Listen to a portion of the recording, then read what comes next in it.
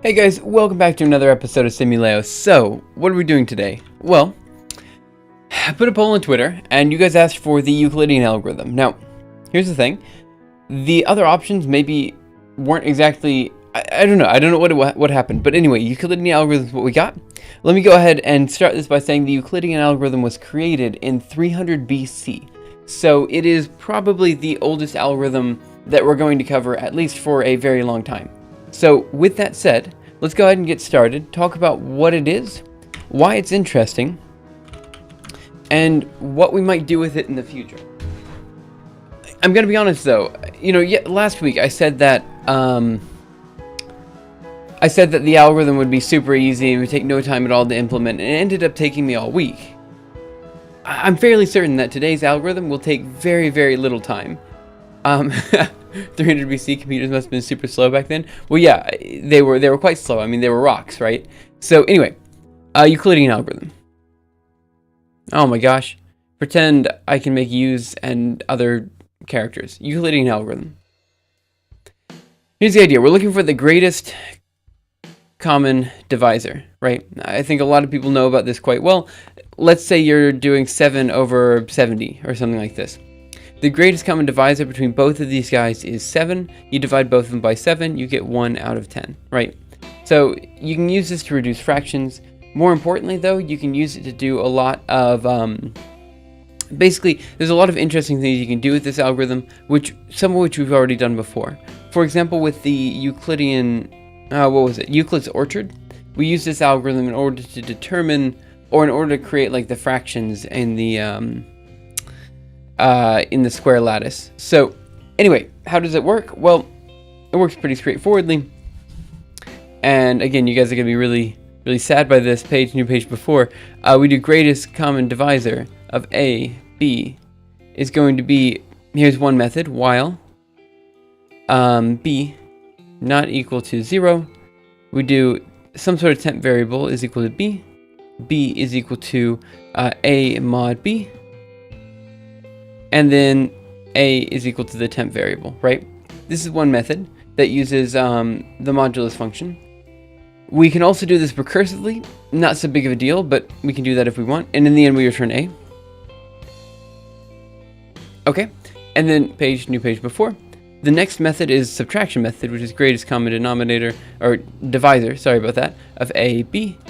And we just say while A not equal to B. Yeah, it's super straightforward, this one. We'll say if A is greater than B, we simply do A is equal to A minus B. And if B is, I guess this is an else statement, right? Else B is equal to B minus A, right? So the idea here is straightforward. We have A and B, and we just kind of twiddle them until they're equal, right? So we subtract one from the other, and we kind of go back and forth. Now the visualization here, this is kind of tricky to understand. I can get that. So we have two different visualizations that I want to do here, some of which are, or one of which is more complicated than the other. So first of all, I imagine we're going to have some sort of axis with time. Oh, that was not straight at all. Let's pretend that was straight. Some sort of axis with time. And then we have A and B every time step. So we'll see A here, B here, and then the next time step A and B, and it will be maybe A here, B here, something like this. So we just go back and forth between the two, and we plot A and B with time until it's all over. So I was thinking maybe just having a vector with all the A and B elements in it and just plotting them with time. That one wouldn't take too long. It just kind of explains what's happening as it's happening. It might not look so great, so we might want to try some other way to do it, some sort of maybe dynamic modulation of A and B, not sure. But the other thing that's really cool, one that I didn't know about before, let's say we have two numbers, we'll call them N and M, and we want to find the greatest common divisor between these two numbers. Well, if we create a grid that is N by M, let's say N by M, the greatest common divisor is the largest square that we can use to split this guy up into equal parts. So let's say the largest square we can split it up into is this right here. Let's pretend this is a square. Then, 1 second. Whatever this is, let's call it L by L. Those are L's. Then L will be the greatest common divisor.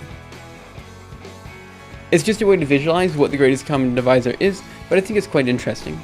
So those are the two different visualizations we're going to do, and I think we can get quite far today, like almost completely done with the first bit, and then we can kind of go from there.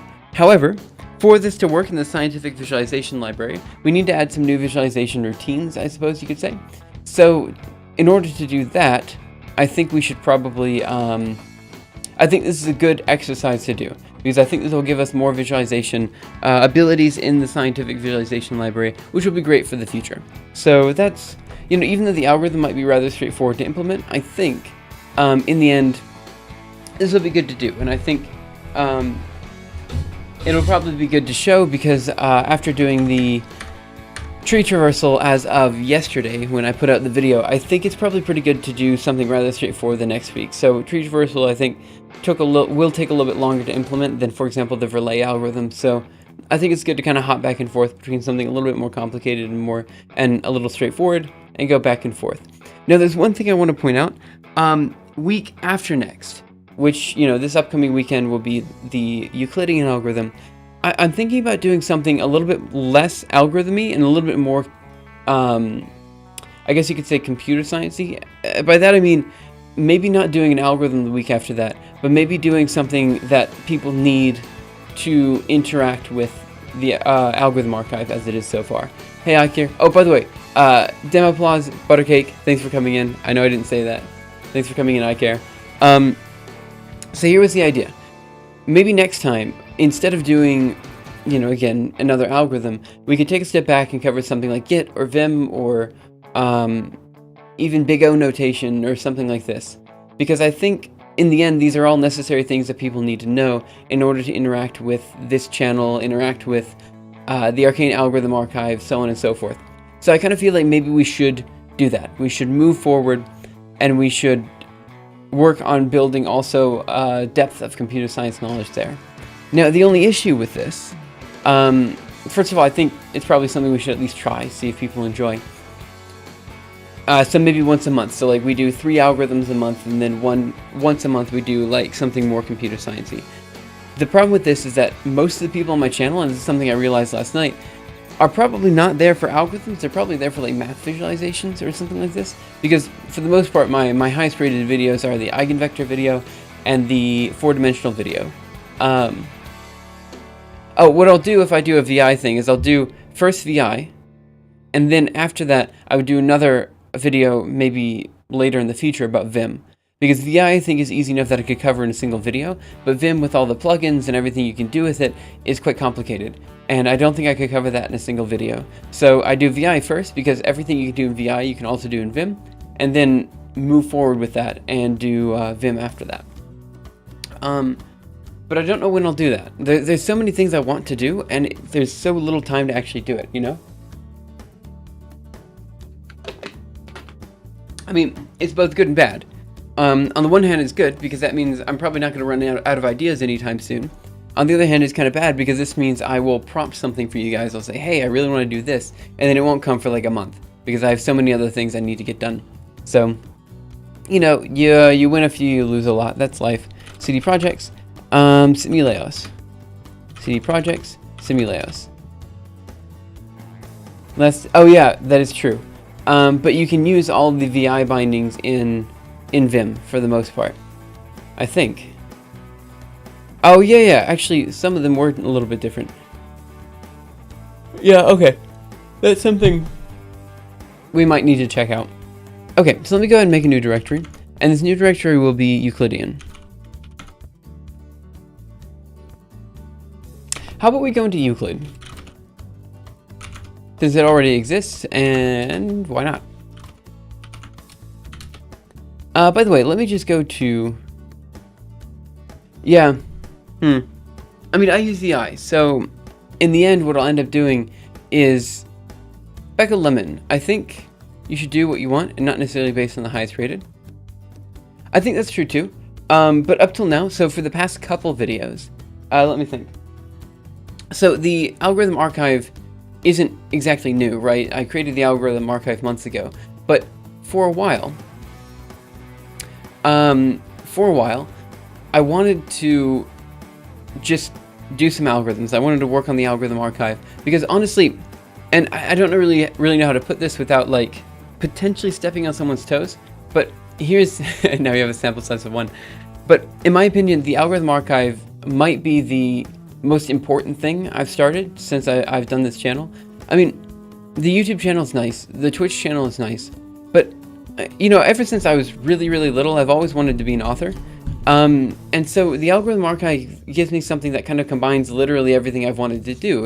It's writing, it's programming, it's research, it's having an open community of people to work with. It's everything, and so I guess what I wanted to do was see if it could work out. I know I probably can't do it full time. That's not really what I'm asking. What I'm asking, or what I'm hoping for, is just the ability to learn things with an audience in a way that helps the audience understand something better, and I think that's kind of why I want to really make the algorithm archive something, because it's just everything I want to do, just right there in one central location. Well, I guess 3 central locations. It's split between Twitch, YouTube, and Gitbook and stuff, but it's still kind of nice, and I really like it, so I've been trying to hammer it. As far as doing what's the most highly rated, the idea was I wanted to start off with the ability to just... how do I put this? I want to start off by making it as interactive as possible. So I think doing the Twitter poll and stuff is useful. Besides, the first couple algorithms don't really matter which one we do. It's nice that they're straightforward, and it's nice that they can build into other things. But in terms of what exactly we're building into, that really doesn't matter because we'll hit everything at some point. You know, so I just chose a couple algorithms that I knew I could do pretty straightforwardly and put them up on the Twitter poll, and that's what I did from there. Yeah, that's true too. Back from Japan, buddy? No, I still live in Japan, actually. It's 5:12 in the morning my time. I always stream from 5 to 7 in the morning. Kadix, thanks for coming in. Also, what else was I going to say? Oh, yeah, shoot. Before getting started, I have to point this out. So, OIST, the Okinawa Institute of Science and Technology, which I'm currently part of, runs a couple of different projects here and there. One are skill pills, which I've mentioned quite a few times on stream. Another is the Open Campus, which will be coming up in November. But a couple big things I need to point out. We have a conference coming up, I think last week in September to first week in October, something like this. It's a 2-week conference. During this conference, it's going to be very hard for me to balance everything like I normally would. So I'm going to let you know, might be dropping something at some point during that week. I'm going to do my best to still get a video out every week, but streams might be intermittent. The other thing is there's another conference coming up at the end of October, which we're running and we're super excited about. In fact, we even have like a Nobel Prize winner. Like, this is a student-run conference, and we got a Nobel Prize winner who is going to be giving a talk at the conference. Pretty excited about that. And again, during that time, which can be October 25th to 27th, it might be a little bit slow with the streaming. And finally, there's one more during Open Campus, which is this big event where pretty much all of Okinawa comes to OIST. Might be a little bit delayed for that. Just wanted to show you guys, or let you guys know that within the next few months, there's a lot of stuff coming up. Cool thing about the Arcane algorithm would be the ability to embed a playable version of the JavaScript implementation. So you can see the visualizations right there in the browser. Yeah, actually, so how do I put this? All of the Arcane Algorithm archive, so AAA.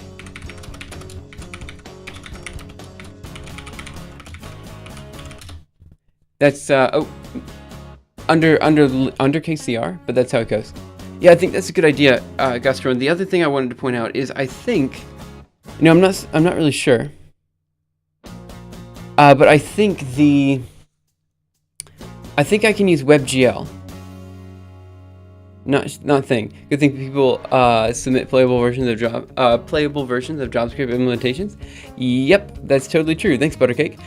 Yeah, so it's actually, I don't know if I can say his name, but he was a Nobel Prize winning physicist, and he also was the Department of Energy head under Bush and a little bit under Obama. So, oh shoot, that totally just spoiled who it was. Well, anyway, I guess it's okay. I mean, it's available online. You can use the Canvas API too. What's the Canvas API? Sorry about that. Yeah, I guess at some point I need to just revamp the algorithm archive and figure out the best way to do this kind of stuff. But that's okay. We'll get there. So let's go ahead and do VI. And I guess, what do we have here? I'm going to call it VI Euclidean .cbp, and let's just go ahead and get this guy started. Oh, for the relay simulation. Okay, fine, fair enough. We're gonna do 76a dash paste, and something like this, I think. 1 second. Okay. Oh, okay, I see. Essentially, Canvas is a slow CPU-based version of what you can achieve with regular WebGL. I see. So, what's nice is that the scientific visualization library already outputs everything into, like, we already have an OpenGL version, and I think because we're using SDL, yeah, I need to figure out what we need to do for, to put this into, to make this WebGL based, you know? But we're getting there. Sorry, I'm kind of slow with everything, but that's how it goes. So let's do our Euclidean.cpp. And we're just going to say very simply the purpose of this to implement Euclidean algorithm. 1 second. to find the greatest common divisor. Okay, sounds good to me. Include IO3. There are 3 methods. We'll implement all 3 methods. It may be, but vendors cannot guarantee that. Yeah, so let's do int main here. And there are 3 different methods. We'll just do all 3 different methods. So, I guess we'll say void. Actually, we'll return a double. No, actually an int. And we'll say Euclidean Algorithm with mod. So we'll say int Euclid mod. Just for something simple, we'll say int A, int B. And that should be good to go. So now we need the Euclidean algorithm. Oh, sorry about that. Algorithm with subtraction. And we'll go down here and do int Euclid sub int A, int B, B. There's a WebGL version 2, even though version 1 is still experimental. Oh, I don't know. I don't know much about WebGL at all. I should probably learn about this. Euclid rhythm with recursion. And we'll say, I misspelled int. Great. Here we'll say int Euclid rec, just for something straightforward, int A, and int B. Okay, so we'll implement all 3 methods and see which one's the easiest to really understand, and we'll go from there. Yeah, so what I need to do, and I'm going to write this down so I don't forget, what I need to do is figure out how to do WebGL stuff. Hey, happy little rat. So we'll say, oh, sorry about that. So we'll say scientific visualization library on WebGL. Okay, good. Since we already have the visualization library and all the visualizations kind of up and ready to go, I think having a WebGL version would be the best way to go. Okay. Respond to your monologue from earlier. I agree on all points, and it sounds like a great plan. And by great plan, oh yeah, you're talking about just kind of doing my best to give everyone a general understanding. HTML comments element get context type takes 2D WebGL, experiment WebGL, and WebGL2 as context type, where WebGL and experimental WebGL are equivalent according to MDN. Experimental WebGL is just there for backwards compatibility. Could be. Okay, so let's pop down here and let's go ahead and define these guys. So we'll do, first of all, int Euclid mod, but I'm just going to grab all these guys and open them up. So this is going to be yank9 yank g paste. There we go. Open it up here. There. Oh, you. There and there. And then remove all the semicolons.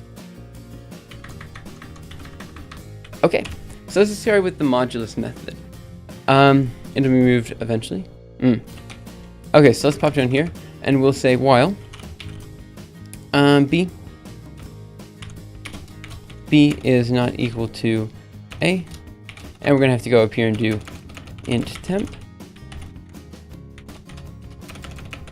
and we'll just say temp is equal to b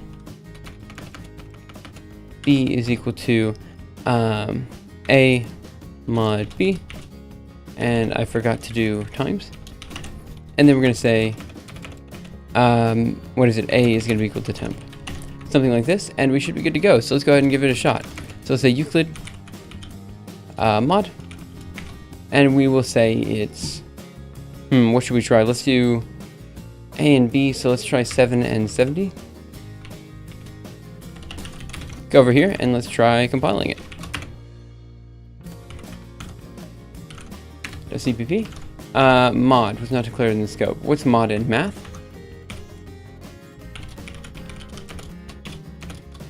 I guess it's gonna be math.h. Okay, one second. Hey Slayer Darth, what's up? Let me see. Oh shoot, you're right. I forgot the return. That's one thing. Why doesn't it like mod? 1 second. Mod was it? Oh, this. Oh my gosh, I'm an idiot. I'm really sorry, guys. The modulus is this. What am I doing with my life? I'm really sorry. I'm terribly sorry. That was awful. Ah, shoot. Floating point exception. Oh my gosh, what am I doing? This should be simple. If b is not equal to a, maybe it needs to be 70 over 7.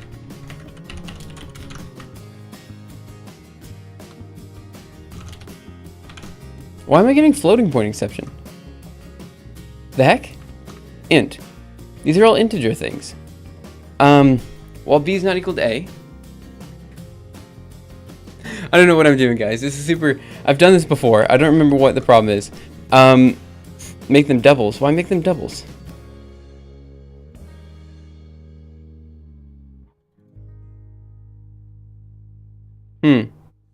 I guess I can, yeah. Let's try it.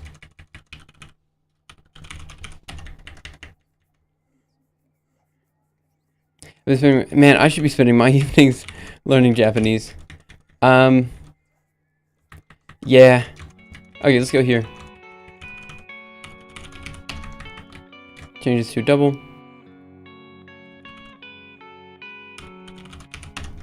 Not necessarily in this case. B does not necessarily become 0. Alright, let's see what happens if we change them to doubles. Make this.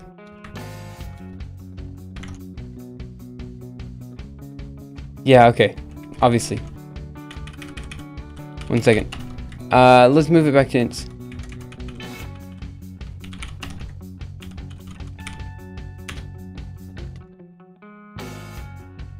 Yeah. Let's go int. Int.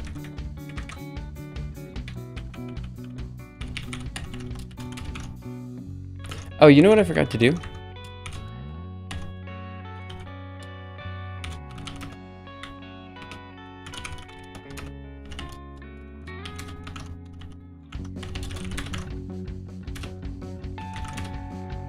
Why am I getting a floating point exception? What the heck? 70 over 7 is 0? What? That's not true.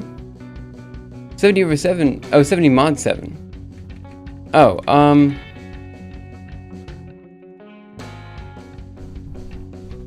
Yeah. Let me think. Probably not. The thing is, about Japanese, I really need to learn Japanese. I definitely do. There's no question about it. But I just haven't done it, and I've been here 3 years, and I feel like I'm going to go here 5 years and still not know it. The loop condition, right, is A not equal to B. Oh.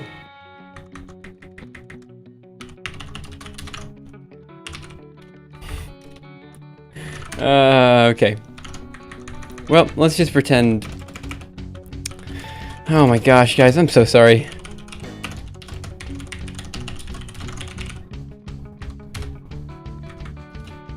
Well, that's correct. I'm really sorry. I don't know what I'm doing.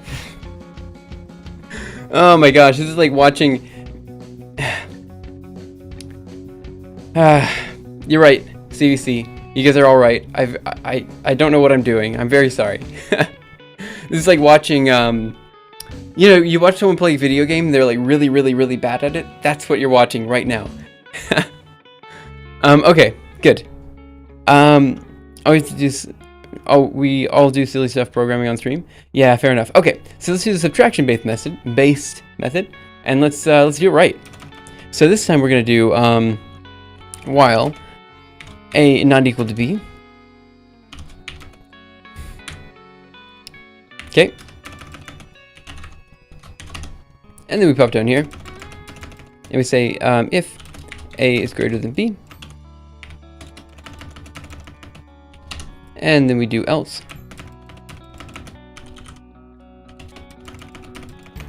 And then simply we say a is equal to a minus b.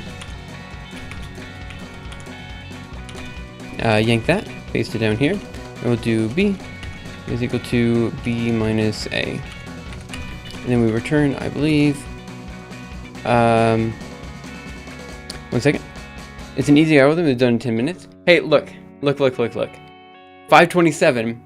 It was done in 10 minutes, even though I screwed up. All right, don't give me that. The Gathros, you can do mods on any numbers. Yeah, if you do fmod or something like this. That's the kind of problems you have when trying to implement GCD based on what you've memorized. Yeah, fair enough. Okay, so I think what I need to do is return A from here. Okay, pop over here, run G++, should work. Now let's just do, I guess we'll just do check, and we'll do Euclid subtraction. Let's call it check 2, because why not? And then we'll just pop it down here and do cout check 2. Over here, G++. 8 it out, 7, 7, great. Everyone knows that minutes are longer between 5 and 7 in Japan. Yeah, that's true. Definitely true. Hey, Devo, what's up? Okay. And finally, the Euclidean recursive method is the following. If a b is equal to 0, we return a.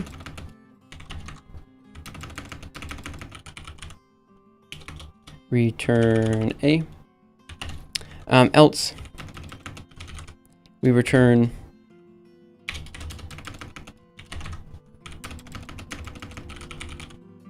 greatest common divisor, so Euclid rec of, and it should be b, a mod b. Go over here and let's go ahead and put check 3 up here. Let's see, what do we have? Check 3. Man, let's do our rec, and we'll output check 3 here.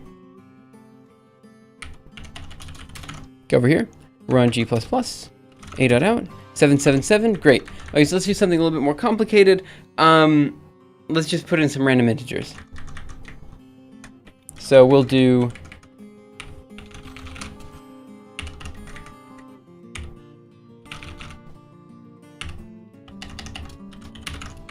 okay, we'll do G++. Oh, yeah, of course. Let's take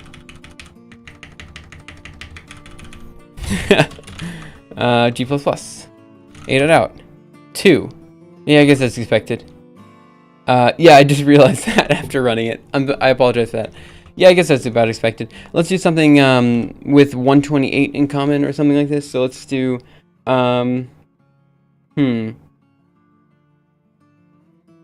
let's do 128 times 7. Oh, no, let's do 128 times 12 and 128 times 77. Oh, this one's probably not going to work because, oh, nope, 128, that's correct. Down here we'll do something similar. So let's do 256 and times 80 and 256 times 11. And then we'll do G++. 8 it out. 256. Good. Okay. So all these methods work just fine. No problem. I think. I'll check up here too. Let's do 64 times something just to say we did. But I think they're all working just fine. So we'll do 64 times 67 and then 64 times 81. G++. Yep, should be 64, 128, 256. Okay, so all three methods of the Euclidean algorithm are working. We are maybe 20 minutes in, so I apologize. That was double the time I was expecting. That's because I can't code today. So let's go ahead and write quit. Git add Euclidean. Let's see, Euclidean.cpp. Git commit -m. Adding simple Euclidean algorithm example. Okay, git push origin master. And we are done. Nothing left to do for the day. Thanks for coming, guys. No, okay, we'll continue working on. So what we need to do now is the visualization of this. Like I said at the very start of the stream, I'm I don't know, this algorithm's incredibly straightforward. It's nice because of its... Exactly. It's nice because of its historical value, though. Kind of cool. However, on the other hand... Yep. Drop mic. Actually, my mic's still... It hasn't been dropped yet, but it's right here. Everyone stole my joke. Everyone stole that joke. I think everyone knew what was coming up. That's okay. I don't mind. I mean, I do mind. Actually, please keep following. I'm desperate. What am I going to say? Okay. So this particular algorithm, I don't think the YouTube video for this one will take very long at all. I think it'll be quite straightforward. I might do an assembly version of that. You do it. I don't know anything about assembly. Actually, that's the thing. I need to... Gosh, guys, come on. I need to learn a lot of things. This is true. And so I think what I'll do, just so we have an ASM algorithm too, I'd love to see that. Yeah, I think this would be good. Anyway, regardless, I think this week's video will be rather short, which allows us to spend the entire week working on basically other things, which will be like making the scientific visualization library work okay. Maybe we'll be able to get it working in WebGL. I don't know. There's some stuff that we could potentially do there, though. You know, and that's something that I think would be quite interesting. So do a machine code version then? No, I'm not doing that. Other people can do that. I'm not good enough for that. So let's cd into projects, and then SciVL. cd projects. 1 second. SciVL. So again, this is where we do all of the visualizations for all of our stuff. So let's do get status, get branch. I think I'm on the beta branch. Let's do get. I think we're probably good. So let's do make, and let's see what we got so far. Yeah, please. Ragdoll physics in C++. That might be a little bit too complicated for me to do right now. However, I think we could do something like that eventually. So let me write that down. So let's do ragdoll physics in C++. I was just writing it down on the side. By too complicated, I think I just mean, like, what I can do is I can probably have, like, I need to create a skeleton and stuff like that. 2D ball collisions or something. Oh, you know what? That's actually a really good idea. Thanks, Slayer Darth, Buttercake. Let's start with some sort of collisions. And then work from there. Laplace's Demon, C++ implementation. Yeah, there's a lot of things that we can do. It'd have to be 2D, Devo, I think you're right. But I think we could do it with what we have. I don't want to get too complicated with this, but I think we're not so far off, yeah. I think if we find some way to do the collision detection, then it should be rather straightforward, and we can just like throw our guys against cliffs or something like that. In fact, that might be kind of interesting to do. This would allow me to learn how to do like mouse input or something like that. We could pick up the guy, move him around, and just drop him, and then we could do something like this. Do an AVX 512 version for a peak GCDs per second, if we ever need that. Greatest way to do the greatest common divisor. What do we have here? Given deposit greatest recursive. Yes, we have. This is the exact version we have. Euler's algorithm. No, that should be Euclidean. Wait. Why did you say Euler? This has nothing to do with Euler, does it? I mean, down here. No, this guy had it wrong. It's not Euler's algorithm. 1 second. Search only for Euler's algorithm. Euler's algorithm. Wait, what? It's also called Euler's method? No. Euler's algorithm is usually the Euler method. Euclidean algorithm, why would it be called... Okay, not sure. I've always... Okay. Euler's and everything? Yeah, that's pretty much true. Well, that's super interesting. I don't know why that'd be the case. Regardless, parallel GCD calculation. Yeah, we could do that. I don't know why, but we could. Look at the other version. That's very close to what I'm using.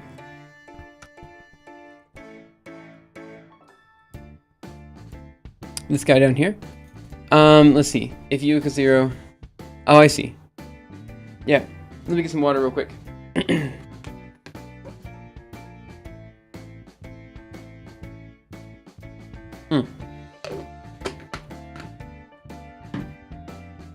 I heard a bird outside. No idea what it was. I thought it was coming from my computer. It was just making, you know, one of those weird squawking noises. And I was like, wow, what is my computer doing? But it's okay. I think everything's fine. Okay. So now let's go ahead and start the visualization. We're going to go into VI source and distributions. This is where we keep everything. And again, this is kind of where we kept all of the visualizations so far. So if I run SciVL, I don't know, Pong, we get a Pong game, you know? So I think if we could get this guy working online, that'd be kind of nice. Hey, Granigan, what's up? Okay. So let's go ahead and create the distribution for all this stuff and go from there. Sounds like that code would be good for adapting to assembly. Yeah, this code's rather straightforward, so I think you guys might be right. There's probably a number of good implementations we can do. Okay, for lay OGL. Good, so we're just gonna start with the on. I'm about to start studying assembly. Yeah, it's something I wish I knew too, but I don't. So let's paste it. And we're gonna go down here with, say, Euclid key, Euclid function, change all these guys. Transverse parameter, since x86 has instruction for counting bits. Yeah. So let's go into Euclid, and down here to Euclid. Okay. Change this here to Euclid, and I'm going to run this simulation real quick, just to make sure it does what we expect. Okay, so now we need to go into VI include, distributions, and we're going to copy all these guys. So it should be yank5 yank, paste, O, and then we change all these guys to Euclid. Wait, is this lyrics? I thought I did lyricless stuff in my music. So let's do Euclid.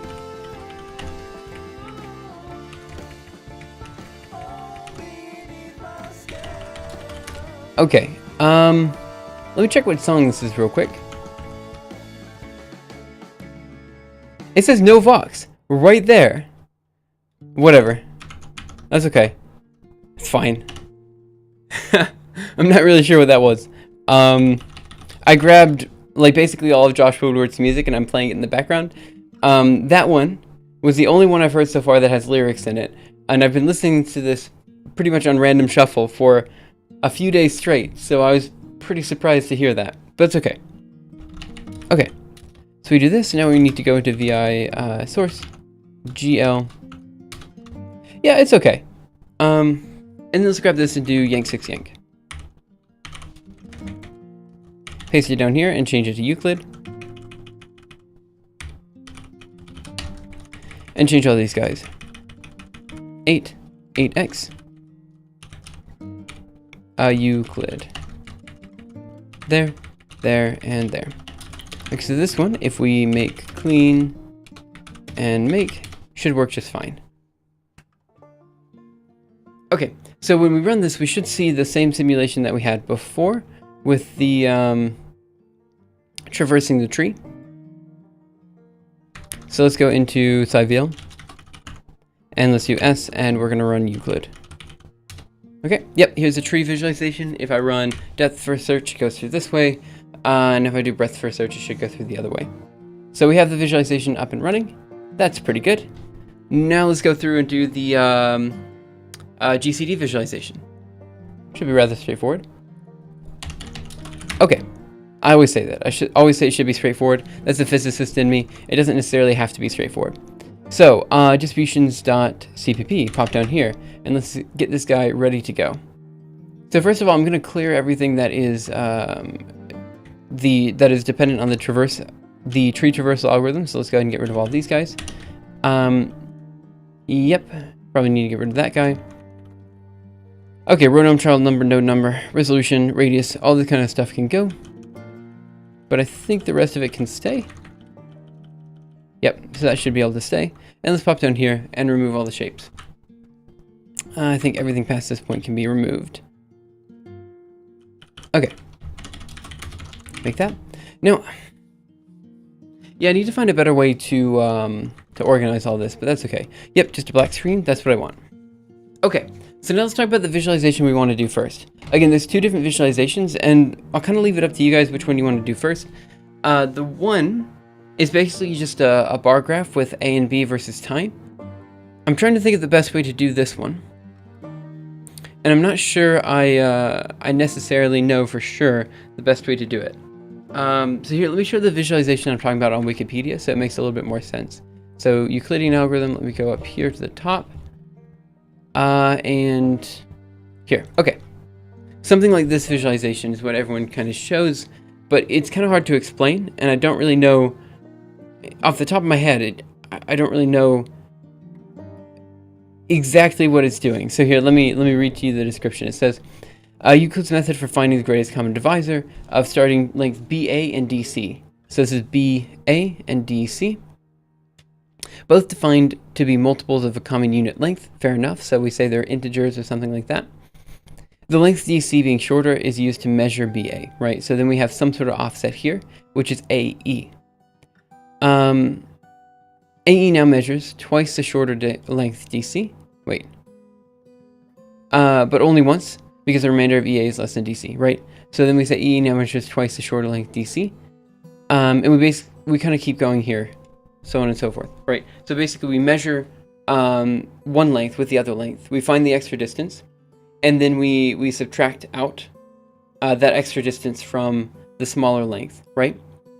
And then whatever is left over, we then use that to keep going. So we keep basically subtracting the leftover over and over again. And that's what we did before with the subtraction-based method. So I think it should be rather straightforward to do this, visualize it, and such. So let's go ahead and do write and quit. Good. So here's what we're going to do. We're going to go into VI source aux functions, and we're going to add in the greatest common divisor stuff that we just created. So let me go ahead and open up a new terminal. Oh, that bigger than I wanted. That was not what I wanted. Okay, good. Let's do this. And we're going to cd into the same directory we were in before, projects. And then we want to go into Simuleos Euclid. Open up via Euclidean SCP. And basically we just have to grab these methods that we had before and put them in here. Sorry for the yawn. That web was a nice discovery. Wait. I love this song. That web was a nice discovery. Thanks. Oh, are you talking about the Josh Woodward stuff? I'm a pretty big fan of Josh Woodward stuff. When will the Euclid code be on the Arcane Algorithm archive? I've already done the translation. I was planning to put it up this weekend. I wanted to do an algorithm a week. So definitely this weekend, but probably up tomorrow, if I'm being honest. Like, I'll probably do the writing tomorrow, because I think we'll be able to get most of the visualization done by today, I would imagine. I can't imagine it's going to take too long. We do have to add a little bit, but not very much. So we have to add some stuff to the scientific visualization library, but it shouldn't be so bad. So I'll let you know. I'll probably do the writing on stream probably tomorrow or something like that. Then we have to figure out what we're doing for the rest of the week, because it's just Tuesday, you know? And this is the first day of stream this week, so we'll figure it out. Okay, so let's keep going. I'm just going to go ahead and add in these methods as we have here. And put it here. There we go. And then I'm going to, what do I have here? I'm going to go into source distributions.cpp. I'm going to go into, include aux functions, and put in the function tags, or whatever they're called here. Wait, what are these called? They're not called tags. The tags are the, like, Euclid mod would be the tag. Function calls, I guess. Yeah, okay.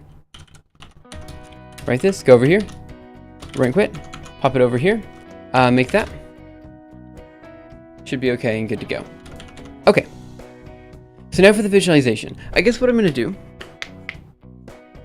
is create a simple graph, and then on this graph plot A and B, 4 declarations. Yep. And then on the graph put A and B, and then put A as it transforms, basically, into the greatest common divisor. So I think that's how I'm going to try it. So what we need then is a number of iterations and a vector to hold everything, so that then we basically have a plot, right, of all of the different elements, and we can kind of go from there. So how do I want to do this? I want to say Euclid mod. Let's do the subtraction based method right now, and let's do std vector of int here, and we're going to go into vi source aux functions, and let's do the subtraction based method. So let's do sub, should be there. Yep. Let's do vector of int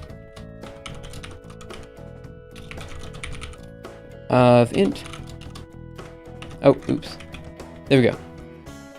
So now what I want to do is say oh, if a equals b, so we could put in a or b at this point. So let's go ahead and put them both in. So we'll say std vector, and I guess we'll call them just lengths or something. I don't know what we should call it. But this is gonna be a vector of all of the different potential greatest common divisor values, if that makes sense. So std vector of, I have no idea. I don't know what we should call it. So we'll call it divisors. Yep, that'll do. Unfortunately, we're just going to have to push these guys back. Std vector of integers. So we'll just say divisors dot pushback. Oh, actually, maybe we should have done the modulus based function first. So it's a is equal to a minus b. That's okay, let's try it. A. And let's do the same for b. Okay, let's pop down here. Dot pushback. A. And down here, divisors. Dot pushback. B. And I'm gonna have to add a dot here. Good thing we return divisors.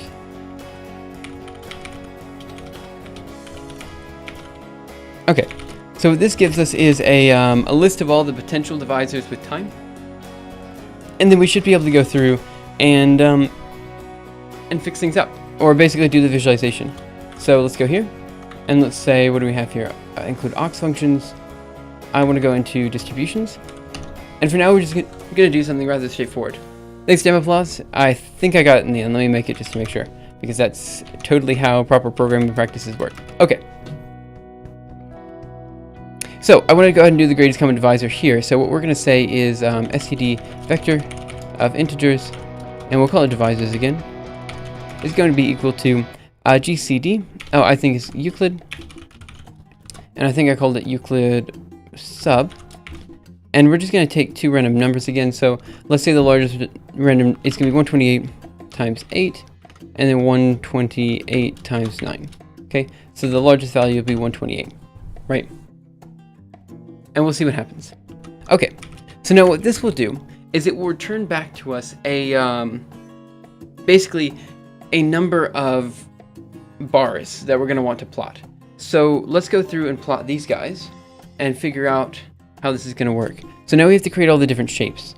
So let's go through and let's say shape line. Okay, we're going to say for int I equals 0. I less than divisors dot size plus plus I. Okay, I don't know where we want the bars to start and end. I also don't know, but we do know the highest value of this bar, so we kind of know how to normalize it. So what I'm going to say is we need some sort of x and y position. So let's go ahead and say we have some sort of position, and this is going to be equal to, pop down here, we'll say glm, vec3 position, and we're also going to need a color. For now, we'll have the color be white, so we're going to say color. Actually, let's do it this way. is going to be equal to, and I think that's going to be 1, 1, 1. I think that's white. And then go down here. I always get the 1, 1, 1 and 0, 0, 0 confused for some reason. I don't really know why. So the position is going to then be equal to,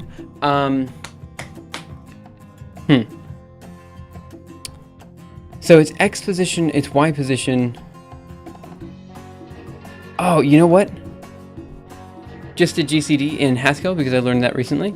Okay, so I know everyone already has their implementations. I will try to open up the archive as soon as possible so that we can go ahead and get those implementations in as soon as possible. I think that'll be good. Yeah, good. I realize this is a super straightforward algorithm to implement, but still, it's kind of nice, and it will help us do some stuff on the scientific visualization library. So I think that's okay. What I need to do is std vector of glm vec3 positions here, and so we'll say position of 0 is going to be equal to, I don't know if I'm allowed to do this, make that is literally 2 lines of code. Yep, that's about right. Okay, so we want 0 to be the X position, 0 to be the Y position. Nope, the X position should be, it's gonna be 2. 1 second. I times 2 divided by divisors dot size. Yep, something like this. That's the entire function. Yeah, okay. Yeah, it is straightforward. Okay, that's totally true. I'm thinking about what we should do about that. We could do 2 algorithms this week. But the problem is editing YouTube videos takes me forever, so I can only really get 1 video out a week. That said, we could also, yeah, I think this is okay. I think we'll do this one because it's rather straightforward. I think everyone can get it. I think it's one of those things I might even show the code, or I probably will show the code in the video. I'll be like, hey, this is all it is. It's rather straightforward. You should be able to code this in your own language just fine. And can I do what I did with the Code Night video, which was a video where I just kind of drew a heart? It was pretty straightforward to implement. But it was one of those at the very end, I was like, hey, look, this is incredibly straightforward. I hope maybe this motivates you to code. One of those type of things, you know? I was also thinking about, I don't know, I've been thinking about doing like a Code Night too. Like, you know, the Code Night video where we just kind of showed the code and everything. I was thinking about doing something like that more regularly because I did enjoy that video a good bit. Okay, so now what we have to do is paste. We have the X position, which is the same X position as before. And now the Y position should be, I guess it should be divisors of I divided by max val, where max value, and I guess we want this to be a double, so we'll do double, something like this. And I guess we'll put another double here just to say I did. I'm not complaining in lack of challenge, I'm just admiring how nice Haskell can make things look. Yeah, I like Haskell, but it's a language I need to, like, I don't know. I need to learn it better. I only know like just a little bit about it. So actually this is super cool. I have to show this to you guys. Do I have it linked under the stream? I might. Okay, here's the Arcane Algorithm archive. And let me go to the Verlet integration. This is probably amazing, actually, in my opinion. Okay, here's Verlet integration, right? First one I did, rather straightforward. Here's C++. Here's Java. Quite straightforward, similar to the C++. Python. Haskell. Scratch. Someone did this in Scratch. MATLAB. LabVIEW. Like, we have all these languages. It's really cool. It's not pretty, but it's one-liner. I have a friend who really loves one-liners, specifically in Haskell. He, his MATLAB code was quite hard to read, but yeah, that's how it goes. Okay, so let's go and do R1, and then what we want to do is create lines for here. So we're going to say line is going to be equal to, I think it was create line. Yeah, so it should be line, array, line color, G. That should be it. So we're going to say line is equal to line. Oh, I think it's, sorry about that. Create line. And it's going to be line position color. And then we just have to push back the line. So we're going to do par.shapes .pushback line. Go over here, make that. And let's see what happens when we make clean make. Max val is not declared. That's of course true. Then we go up here and let's say int max val is going to be equal to 128 times 9, just because I know what it is in this case. Make. And then we're going to do SciVL Euclid. Aha, great, it broke. Okay, let's run. Oh wait, maybe let me try another one. Okay, that one still works. Dang it. Why does this one not work? I gotta think about this one.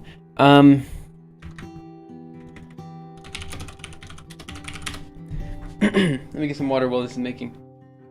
Every once in a while I have to make clean make, I'm not sure why.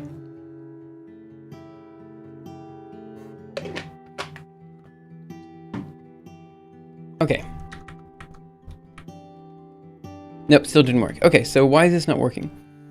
We should have all the lines pushed back. That should be okay. Par.shapes push back a line. And we should be drawing all the lines. Here, draw shapes. That should be working just fine. We have all the shapes, we're pushing them back. Yeah. Well then what's the problem? Resolution, radius, did I forget something important? Okay, let's just run it through GDB.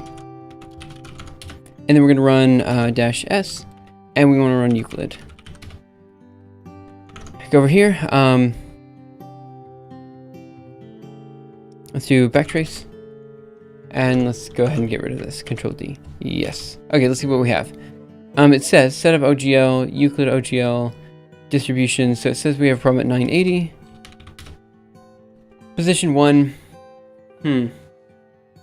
Position 0 is going to be equal to this. And it says the problem is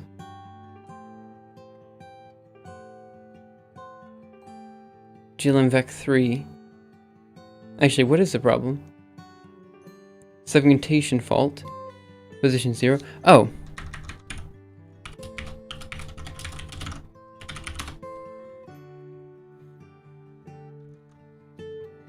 Oh, Control D. Where's the last one? Okay, there we go. Perfect. Great, okay. So what I want to do then is move these guys around a little bit.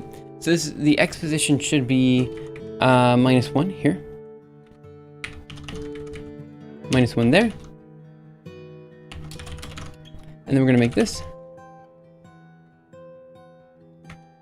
Euclid. Okay, great. We have a single line. We're getting there, guys. And let's go ahead and multiply this entire thing. Let's see, instead of 2, let's do 1.8? And then we subtract 0.9.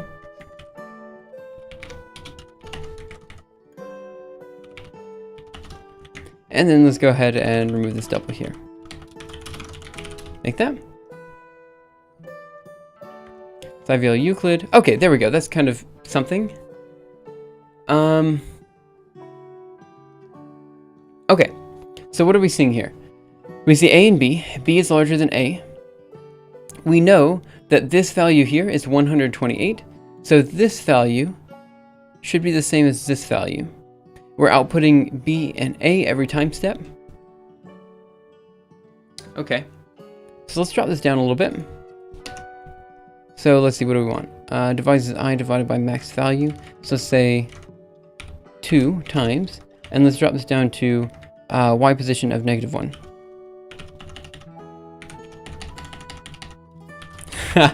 Yeah, that's about what we have though. Make SciVL Euclid. That didn't, no, that's, great. -0.9. And let's just say this is going to be equal to 1.8. Make that. Okay, these guys are all hitting the top now. I don't know why they're all hitting the top. That shouldn't be happening. Oh, it's way too big. Let's do 1.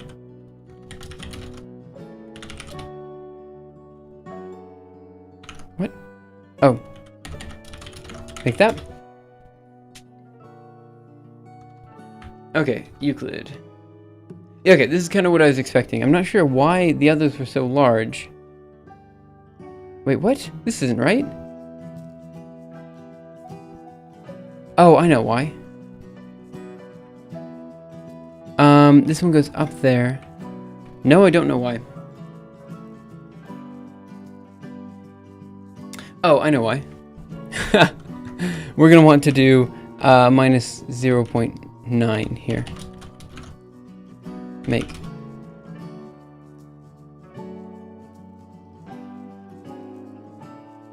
Almost. It's something, anyway, it's something like this. We have the bars. Now let's see if we can figure out what's happening here. Okay. We have some stuff we need to do. That's okay. We'll figure this out. So this value here, what are we doing? We have A and B. That's great. B slightly larger than A. Then this must be A, B, A, B, A, something like this.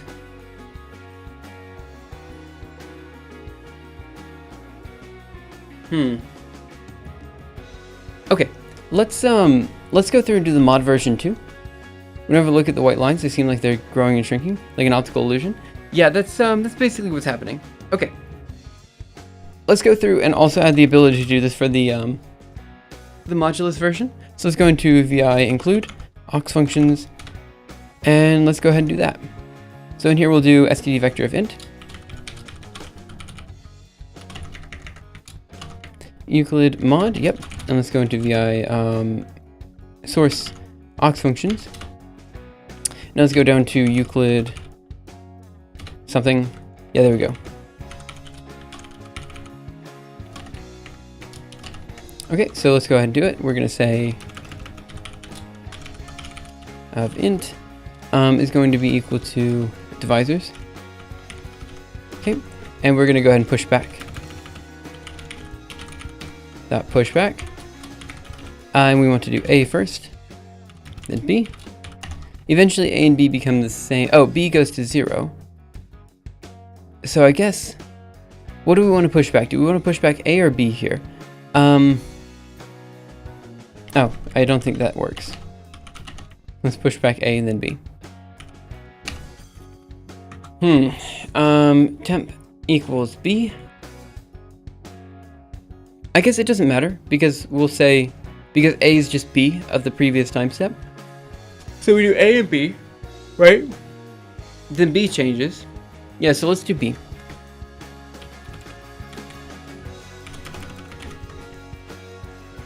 RB, and then we're going to return divisors. Okay, right and quit. And then we're going to go into distributions.cpp, pop down here, and let's see if we can figure this guy out. So what I want to do, Euclid OGL, is here, let's change this to mod and see if this does anything. Go here, make that.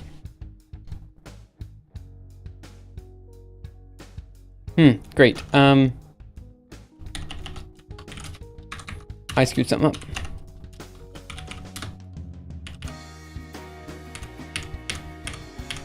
One second. There. Make. Okay, let's see what this looks like when we plot it. Okay. So these were two different methods to do our values here. So what we did is we did A mod B. This is the mod of that. So that's whatever is left over. Then we do this mod that, and that's left over. Okay, yeah, I'm not sure. This in principle should be the greatest common divisor, but that's different than what we got otherwise.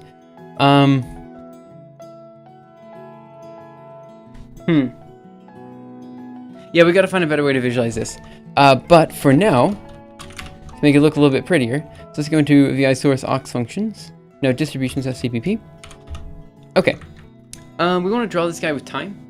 So we do create line, and let's just go through and say, let's go ahead and add in keyframes. We're going to add keyframes. Hey, Arcane, what's up? Right now, we are working on visualizing a rather straightforward algorithm known as the Euclidean algorithm. I'll go ahead and give you a link on Wikipedia for now, so So let's do Euclidean algorithm here. And then we're going to go ahead and I think either tomorrow or the next day we'll write it up in the Arcane algorithm archive and make a YouTube video about it. If you're new, the point of this channel is just kind of to go through different algorithms and learn things together. That's kind of the entire point. Also, I think I forgot an H in that link.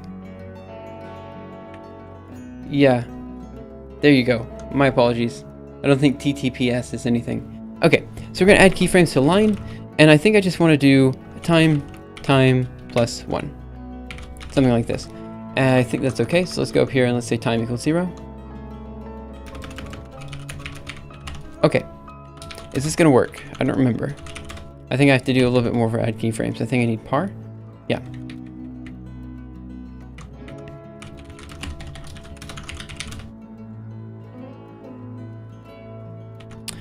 Let me see. Add keyframes. Next. Par circle 0.5. 1? Isn't that what I have? G? Oh, I need double. There we go. Make that. Okay, so now when we plot this, we should see Euclid. Yeah, okay, that worked. Now all I have to do is do time plus 1. So let's go down here and let's do time plus equals 1. DD paste. Make that. Okay, so now we have the ability to just draw bars. That's easy enough. There's 1, 2, 3, 4, 5. Yeah, okay, fine, fair enough. Now let's see if we can figure out what the greatest common divisor thing is, and let's see if we can figure this out.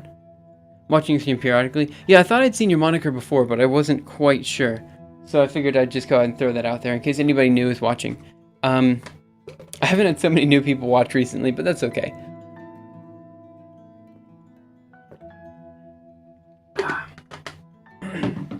Okay, so now the question is, how does this help at all visualize the greatest common divisor stuff? So I think this visualization we have here helps out a good bit, right?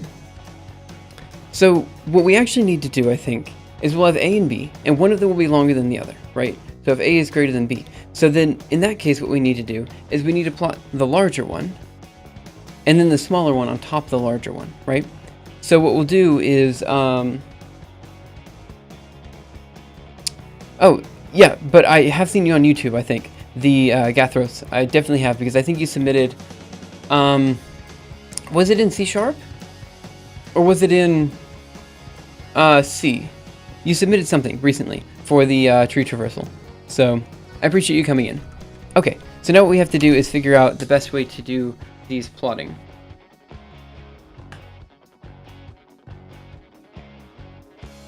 Okay, what if we plot two lines on top of each other?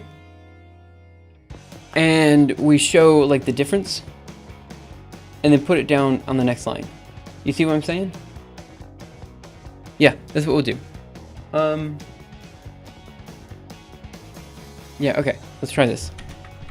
So in, not Euclid mod, but let's go back to Euclid subtraction. Okay, and let's go into aux functions here. Go down here. And we're going to say divisors push back A and B. But we're actually going to push. Yeah, it takes a long time. Stacks and queues are kind of a pain. I really appreciate it though. A lot of these data structures are actually a pain. But that's okay. Thanks a lot for doing it. I really appreciate it. The hope is that we kind of have weekly programming challenges in a way that are kind of fun to do. That's kind of the hope of this whole thing, but we don't know how it's going to go. Okay, so what I want to do then is we're going to push back A and B.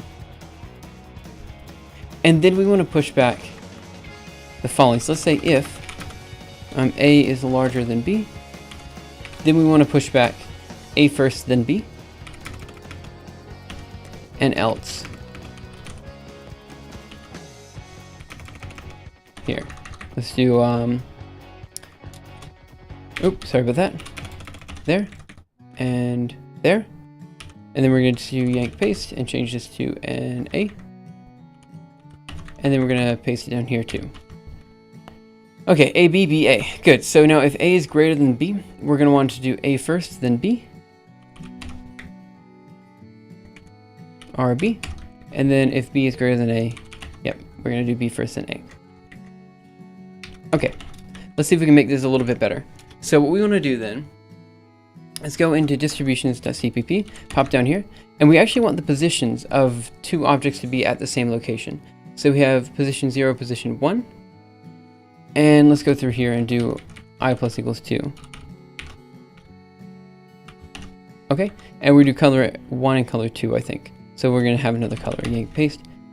2. And this will be blue, maybe. Red is going to be 0, green is going to be 0, and blue. Okay, so now we have position 1, position here, create line, add keyframes there. Great. And now we're going to grab all these guys. So 1, 2, 3, 4, 5, yank, 5, yank. Paste it down here. And it's going to be equal to I plus 1.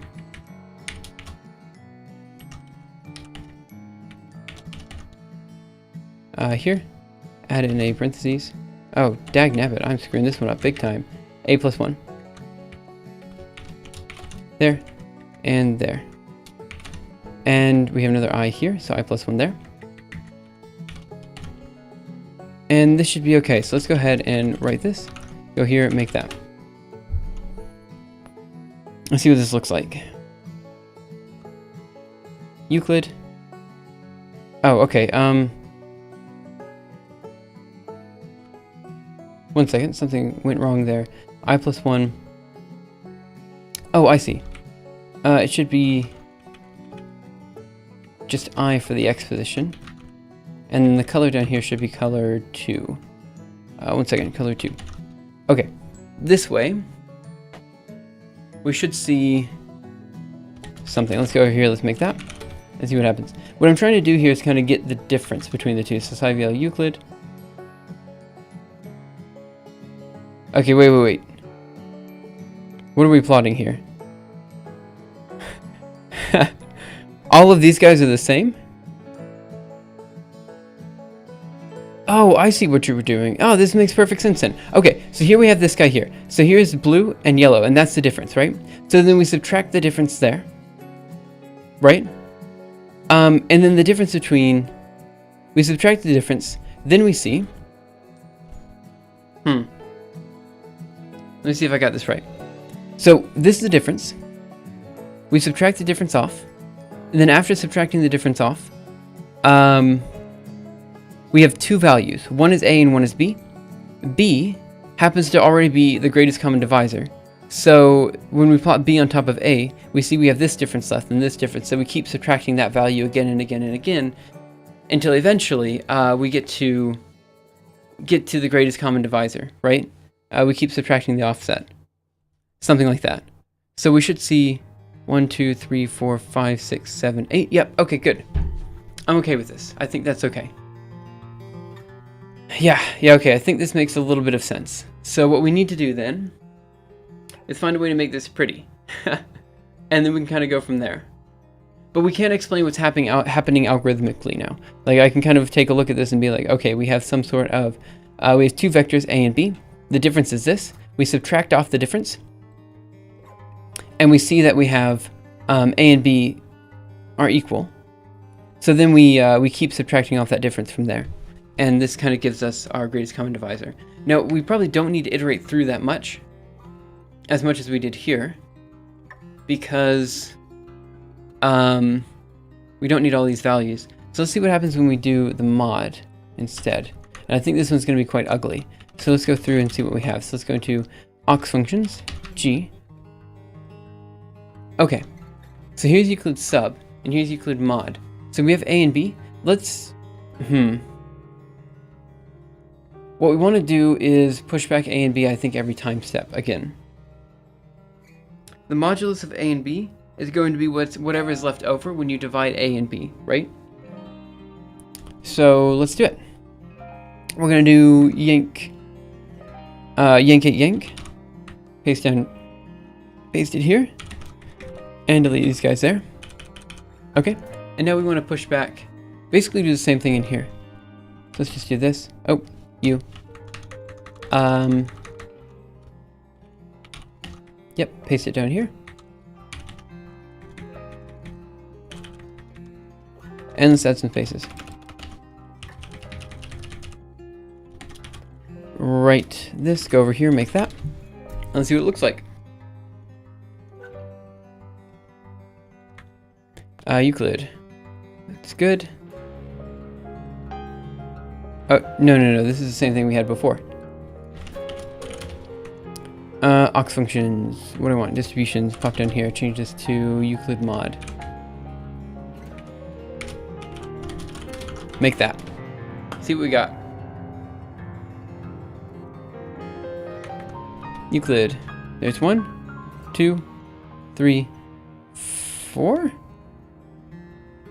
What is this small one? I don't know what that is. This should be the greatest common divisor, this guy right here. Oh, wait. But we're turning B and A. And B and A are slightly different. 1 should be equal to 0. Oh, okay, I think I see what's happening. Let me go back here. So let's go into aux functions, let's pop down here. Okay. While A is not equal to B. Oh, A and B should be the same thing. Wait a minute. A and B should converge to the same value, right? So while A is not equal to B... Oh, that's the subtraction method. The modulus method, one of them turns to 0, so B goes to 0. So we should be pushing back A every time step. 1 second, let me think here. So we have A and B. We do the modulus, A mod B, which gives us whatever, if we divide A and B, we get whatever's left over. So let's go through and do some math real quick. New page before. I'm going to iterate through this one by hand, just to see what values we're actually looking at here. So we have 128 by 9, and then 128 by 8. See, Dev Applause, thanks for coming in. I don't know how much further we'll be going today. We'll see.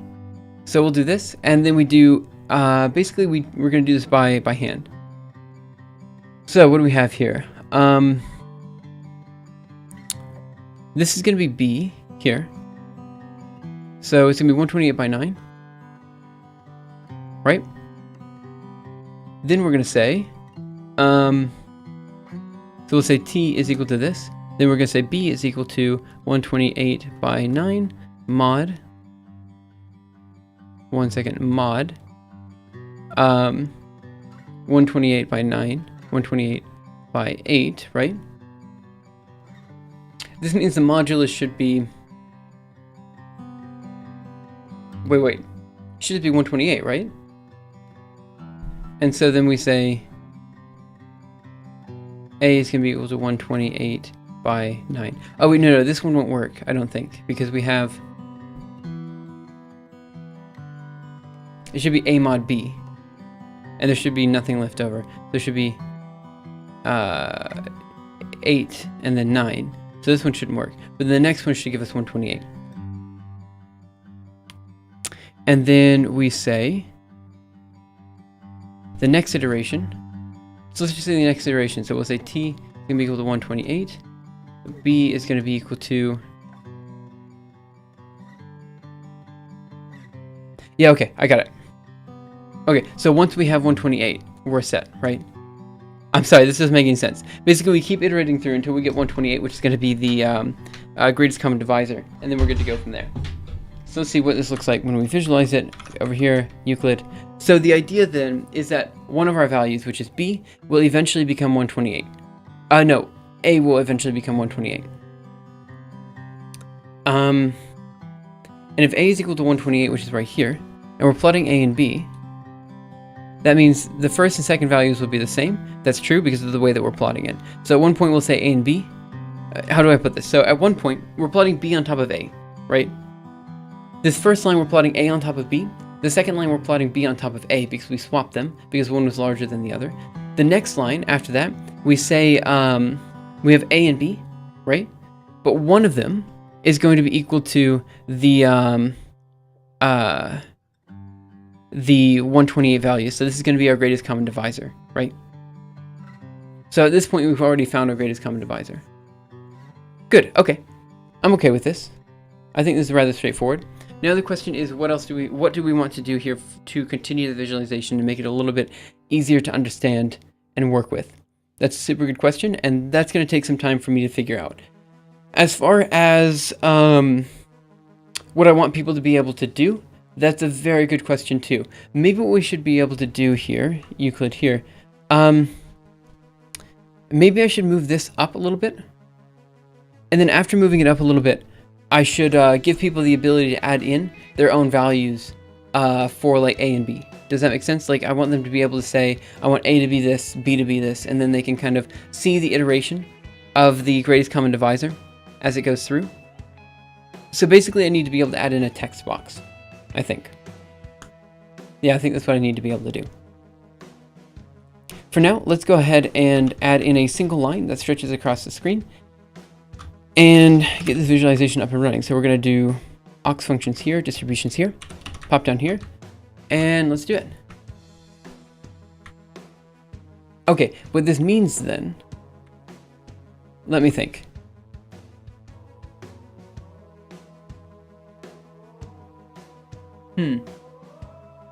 Okay, this means a couple of different things. So let's go ahead and get the visualization we have right now up and running. And then we can get the other functions up and running, if that makes sense. So we need 3 different keys. We need one to clear the screen, one to run Euclid mod, and one to use Euclid subtraction. And then we need the ability to add text to the screen, which I have not been able to do yet, but we'll try. And then we need, so we need a couple different things. Let's go ahead and get the visualization up. So first of all, I need to create a single line that stretches across the screen. So we're going to say shape line color here. So let's go ahead and create line that stretches across screen. Okay, so we're going to say we'll create line, and we'll say position of 0 is going to be equal to -1 in x, 0 in y, 0 in z. And then we do the same thing for 1 here. And we're going to say line, position, color. Yep. Okay, and we're going to go down here and we're going to say all of these y positions are going to start at 0. I've drawn text on screen, but I've not had the ability for people to write in their own text. And that's what I want to try this time. So we're going to want to do minus 0.9. I don't think I need to subtract the 0.9 anymore. Let's go here. And let's do, let's go ahead and make this and see what this looks like. Okay, so we'll run this. Oh, well, that wasn't quite what I was expecting. Let's see. So I forgot to push back this line. So let's do par.shapes.pushback, and we'll do a line there. And then let's go down here and change these back to 0. And let's go here and change this to, I think that's okay, but I think I can subtract out this guy. Make that. Okay, we'll see how far we get. Euclid. Okay, that line should be dropped just a little bit. But that's okay for now. I think we'll leave it for now. Wait, let's take a look.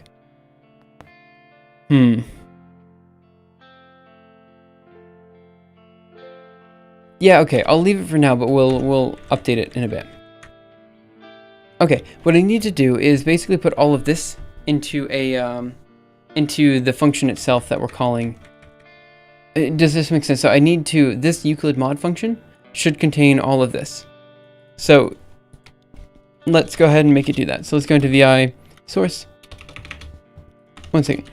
VI include aux functions. G down here. And I think we're going to remove the recursive version of this algorithm and basically say this is going to be a void. Oh, wait a minute. No. we need the vector of integers to do this. So, oh no, it's okay. We can still make this a void. That's okay. So let's do param ampersand par. And let's do the same thing over here. And let's change this to a void.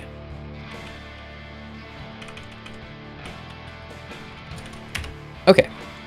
So what I want to do next is say, source aux functions pop down here. And these guys are going to be changed to a void. This is going to be param ampersand par. And do the same thing up here. Put it there, and change this to void. Okay, then I need to take the visualization stuff that we have right now in distributions. I need to put it in here.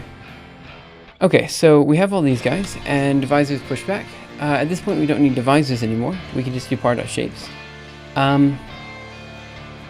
No, I think this is okay. So we'll have all the divisors there, and then we can go through rather straightforwardly. So now that we have the vector of integers, basically all we need to do is copy what we have here, and we should be good to go. So let's do this, and let's remove the first bit here. And then let's pop down here, and let's say shape line. Something like this. Okay, good. And I think this should be equal to par.current time. Okay. And then what we need to do is we have color 1, color 2, position 2. Yeah, I think this should work okay. CD there, and this is the same thing down here. Paste it here, and grab this guy. Okay, so now we can remove all these guys over here after this. And we can just run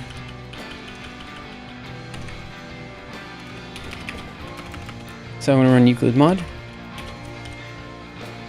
Let's take it mod of basically what we have up here, so par, and then 128 times 8 and 128 times 9. Write this and remove this guy up here. And then we need to do one last thing. We're just going to go into these aux functions and go look for max val. And where is it? It's here. So what I need to do is say max val is going to be equal to, let's do it this way. So we'll say int max val if a is greater than b. Greater than b, sorry about that.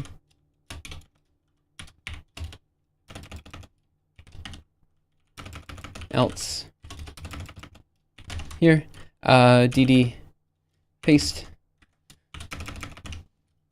Then we want equal to b, and then up here we do paste equal to a. Grab all these guys, so it's gonna be yank 7 yank g, and we're gonna put it also down here. Okay, so now I think this should compile and work okay. So let's go ahead and right quit and make that. Oh, that did not work at all. Great. Max val, oh, misspelled max val. We'll get this eventually. Go up here, and let's see what else we have. What else were the other problems? Max val, that's all fine. Part at current time. Oh, yeah. So what I need then is, where's part at current time? Double time is equal to, should just be current time of par, I think. And let's do current time.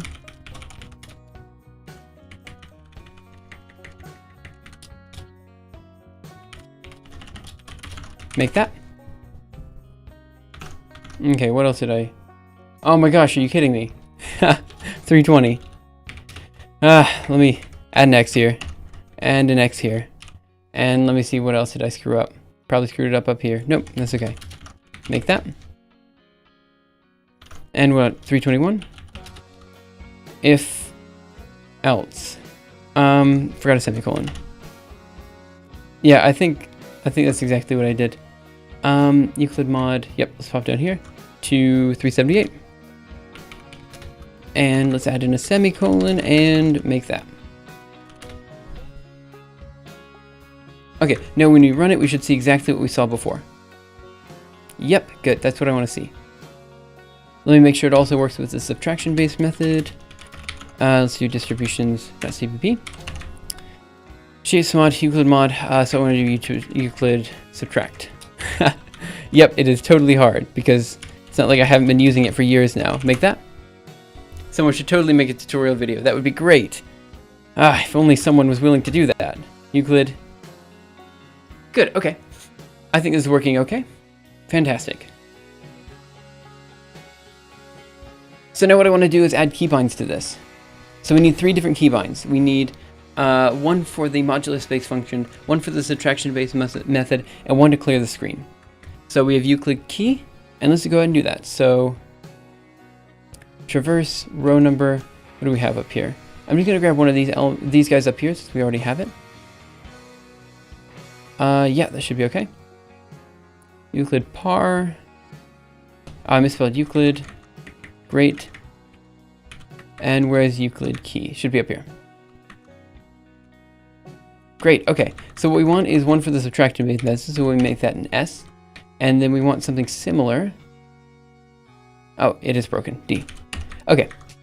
So then we're going to say, this is going to call, since we have par being read in, I guess all we want to do is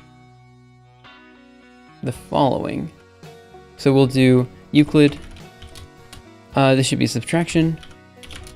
And we need 2 elements to be read in. So I guess what we'll say is, for now we're just going to leave the same elements as we have before, and we'll get back to it in just a second. So we'll say par of dmap. I guess it's imap of, and we're going to call it element 1,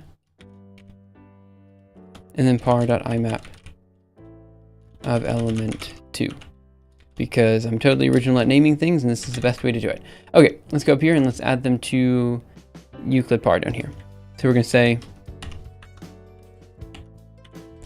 what is it? It should be par.imap of element 1 is going to be equal to, we'll say 128 times 8, and we'll do the same thing for element 2. And then again, we'll be able to change these with time, but for now, this is what we have. Okay, so let's go down here and let's also do the same thing for 1, 2, 3, 4. So yank for yank, and we're going to do the same thing for the modulus case. So rm, and we're going to do this for mod. Pop down here, and we are going to remove Euclid sub here. Go here and make that. Dagnabbit.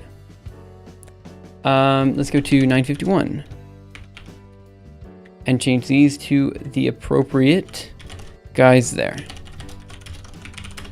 See what else I screwed up. Euclid function 936. Where are we? 36. Okay. What did I do wrong here? Oh, I forgot a guy here. Okay.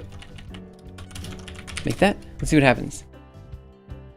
Okay, that one makes. Let's go to Euclid. And let's do subtraction-based method. Great, that one works. And then we also want to do the modulus-based method. Okay, they both work, but we need something to clear the screen. So we need a function to do that. Now, how are we going to do that?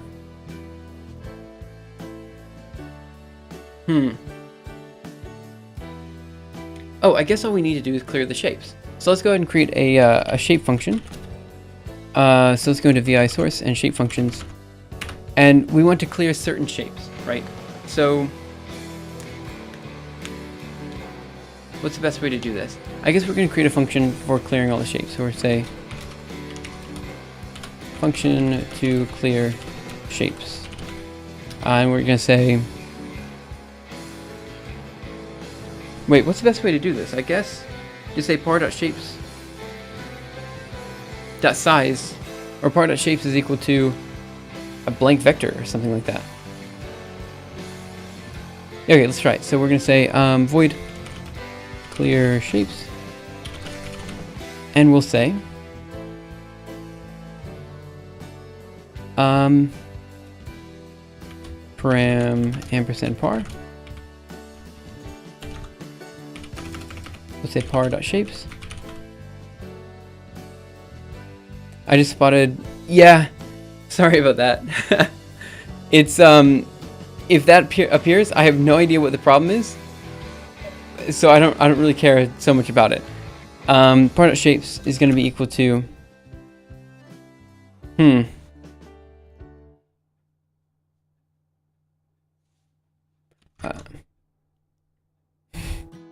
yeah, but I don't even know what it means now, so I just screwed up when I wrote that.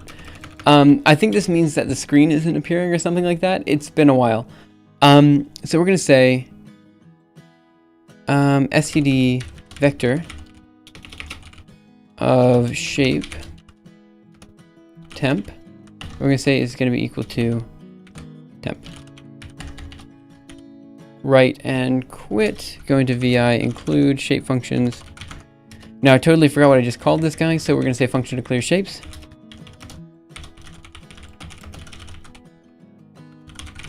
And let's go into vi source and shape functions. I'm gonna have to go back and figure out what that one does. So it should be clear shapes. Void clear shapes. And we'll say param par. Yeah, I know. I did done goofed already. That's exactly what happened. Let's go here. Make. And then we're gonna go into vi source, and we want to go into distributions. Oh, vi source distributions, and let's see what happens. So what I want to do is go down to where we were just doing the keys, which should be Euclid underscore key. Will 50. No highlighting even in text editor even? You're a masochist? Yeah, I've been called that before.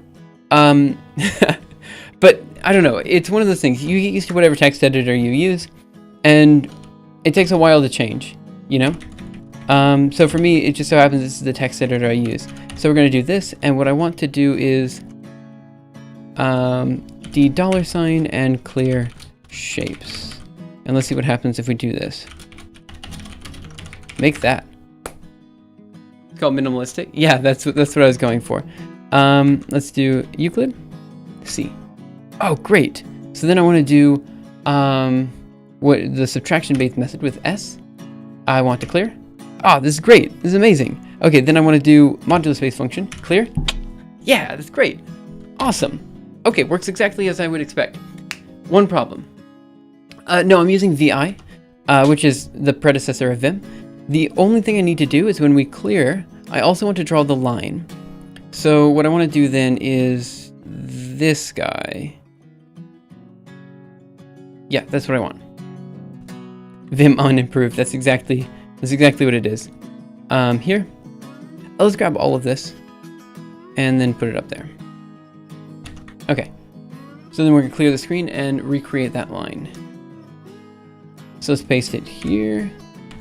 Okay, so shape line, we need that. We need the vector position, we need color. We don't need double time. And the rest of this is necessary. So we're gonna do that. There we go. And remove 12x here. What? Oh, 1 second. 12x. Good. That should do it. And so now let's just go ahead and do. Actually, I know what I want to do. I want to do D3D. And ooh, that was not what I meant to do. Ah, crap. Crap. Screwed up. Screwed up big time. Oh my word. I'm gonna have to fix it. Okay, where are we? We have the line right here. And I want to grab these guys and put them where I just was, because I was being stupid. So let's paste it here.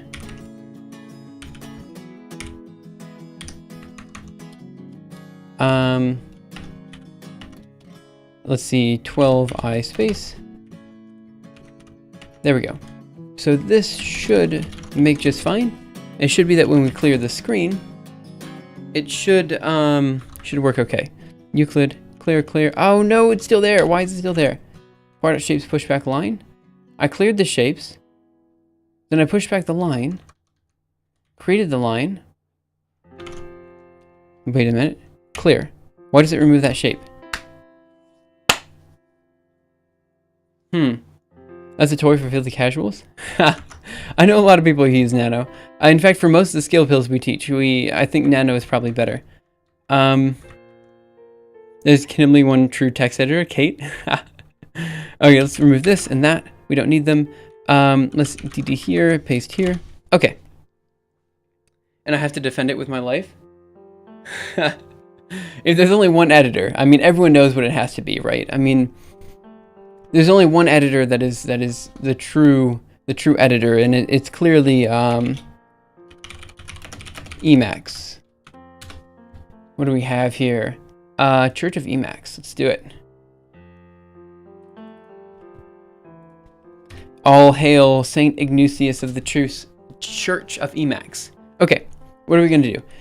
We have the elements here. That's fine. What I need to do is figure out why, when we create this line, it's not being pushed back appropriately. So we have the vectors here, and we have the color. One second. I have to figure out. Okay, let's just go here. Let's make it. Let's see what happens. No, it's Ed. Oh man, Ed. Oh man. I remember this one, but just barely. Ed, man, Ed. That's exactly what I just said.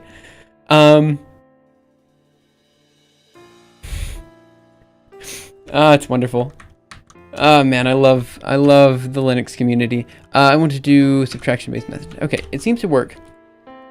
My question is, why is this line not being pushed back? Eat flaming death? Notepad.exe. Oh man, when you install Wine, it installs Notepad to begin with, or something like this. So every once in a while, after opening up or after installing Wine, Notepad would just open up at random, and it's the most frustrating thing when you're trying to like actually get something done, and then all of a sudden it opens up a text file in Notepad when you don't want it to open up in Notepad. Okay, so position 0, position 1. This should be okay. Part of shapes dot pushback line. All I did was clear the shapes. Adlin is a line editor that only text editor provided by early versions of MS-DOS. Oh, that's wonderful. Okay, create line.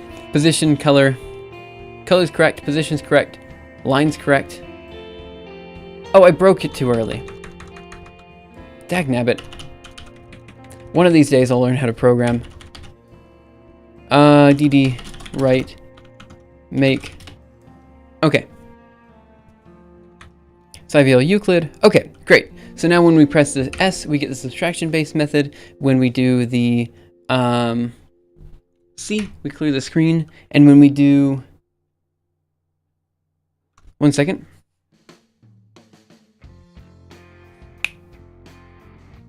M, we get the modulus-based method. Again, clear. But I think the problem is if we do S and M at the same time, we get both showing up.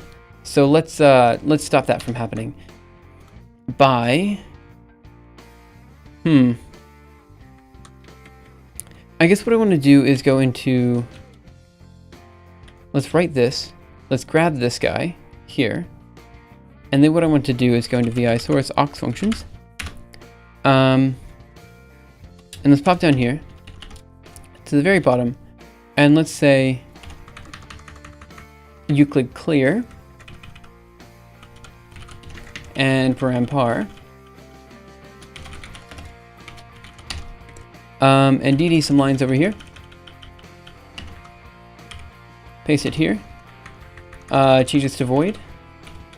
Great. Clear. Let's say clear screen. Since I wasn't using this function anyway, that's perfect. So I'm going to do 8x. I think that's correct. 8x. Ah, dang it. It's 12x. 4x. So let's do 12x. That should work. Over here. And let's go here and let's change this to Euclid clear just to make sure it works. So dd here and change this to Euclid clear. Okay, looks good to me. And the last thing I'm going to need to do is go into, grab this guy, go into vi include aux functions.h and pop down here and put it in there. Make that. And then we should be able to just run this and it should be okay. So let's do aux functions.h. Where is it? Euclid. So if I run C, it works.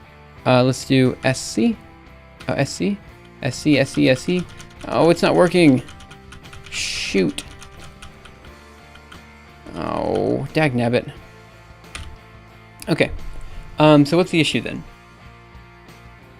Euclid clear should clear the shapes. Aux functions.cpp, pop down here. Oh, I forgot to clear shapes at the very start. So let's do clear shapes of par.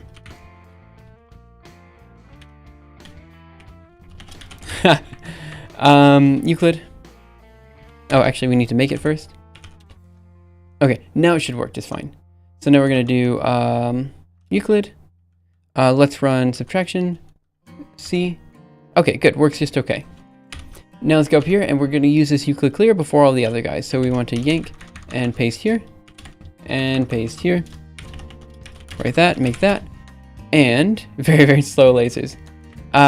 Euclid, so I want to do subtraction based method, modulus based method. Yeah, okay, everything seems to work okay, except for the weird blink. I'm not sure what that blink is for. I think it's just a time delay. C. Okay, but that's okay. What's good, Simuleos? Haven't been here in a while. That's okay, man. Thanks for coming in. Right now we're working on visualizing a new algorithm, the Euclidean algorithm, and that's where we're at right now. What I think I want to do, let me think. So all of our shapes, let me change this Euclid clear function. So let me go into vi source and shape functions, and let me see, how do I want to do this? I guess what I want to do is, how about we create void clear shape.